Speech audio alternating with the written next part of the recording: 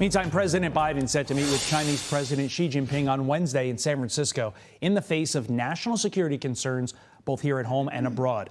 There are also several American families demanding the release of Americans wrongfully detained in China and living in absolutely horrific conditions. Harrison Lee's father, Kai, is serving a 10-year sentence. Katherine, Swidan's son, Mark, has been detained in China since 2012, and they both join me now. These stories are absolutely gut-wrenching. We know that they did nothing wrong, your relatives, but yet they are in jail in China. Katherine, what do you want President Biden to say to Xi Jinping about your son? Good morning. Thanks for having me on. I want him to say his name. I want him to be strong and make some demands. Diplomacy is important. I understand that. But this has been going on for too long. He is not well at all. He's lost 100 pounds. I want him to tell President Xi, if they want the world to know that China is not the bad guy as everybody thinks, if they want trade and peace, and everybody wants the same thing. We all have families, so do the Chinese, and I will. The State Department is doing the best they can, they say. I spoke to Ambassador Burns on Friday, and it was very disappointing.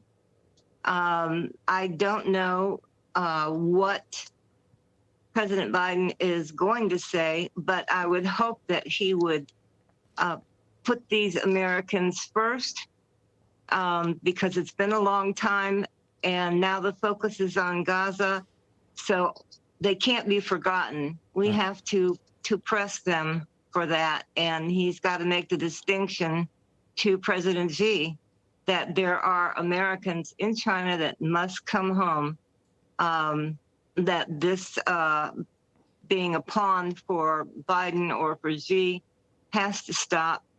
And unless President Biden makes some demands, right.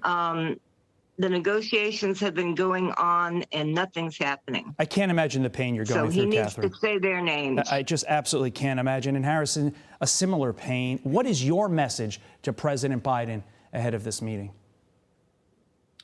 Yeah, look, I have the same message really as Katherine. Yeah, we need President Biden to just go to President Xi and with a plan, a concrete plan to get home my dad and Mark and David. I mean, these are not cases that happened yesterday. This is day number 2,622 for my dad, and it's been even longer for Mark and David. So, you know, this has been happening for far, far too long, and that's something that the president needs to make abundantly clear to President Xi, because if President Biden doesn't do that, then what message is he sending? He's sending the message that it's okay that these Americans are just being arbitrarily taken by the Chinese for doing nothing wrong. And if that's the message that President Biden is sending to President Xi, then what does that say about us, about America? And we just need President Biden to act. I mean, the time has passed, and not only does he need to say the names. I mean, look, we've had people promise us across 3 administrations now that our names are being raised with the Chinese government, but clearly that hasn't worked. So it's not just saying their names, but going beyond that and actually having a real plan to get these innocent Americans home. And that's not what I'm seeing right now. And like Katherine said, it's just this endless frustration. That's look, I haven't seen my dad in 7.5 years. He's missed a huge chunk of my life, and I just want him home for the holidays, so we can be reunited. A son's plea, a mother's plea, and this has to be increasingly frustrating when you see this administration bringing home other political persecutions, other hostages. That has to be very tough. We're praying that you get your loved ones home for the holidays. It has been too long. Harrison and Katherine, thank you.